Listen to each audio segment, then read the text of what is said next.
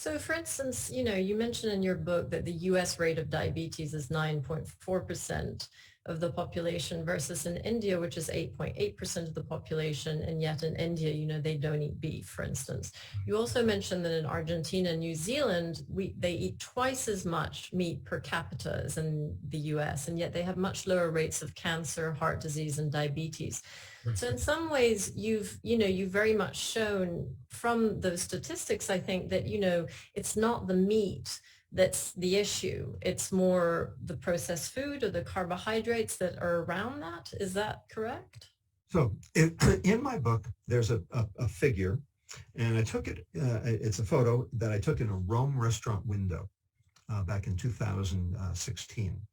And I love this photo. It shows Italian beef on the top, then Argentinian beef in the middle, and finally U.S. grade A prime, corn-fed beef on the bottom.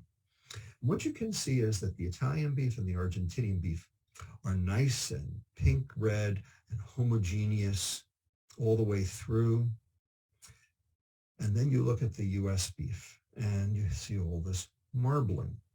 Now, in America, we prize our beef on the marbling. We sell it all over the world because you can cut it with a butter knife because of the marbling. Well, that marbling is intramyocellular lipid. That marbling is fat in the muscle. That animal has metabolic syndrome because it got fed corn. The Italian beef, the Argentinian beef, they didn't get fed corn. What they feed on? They fed on grass. Okay, they don't lay down fat in their muscle because they are not sick. Okay, it also takes 18 months for a cow in Argentina to go from birth to slaughter, whereas it only takes 6 months in America for a cow to go from birth to slaughter. And the reason is because we fatten them up. We give those animals metabolic syndrome on purpose to fatten them up because, number one, the meat is, tastier, and because of the fat. But it's actually not tastier. It's just a little easier to cut. And also for cash flow because, we can move the cows through the system faster.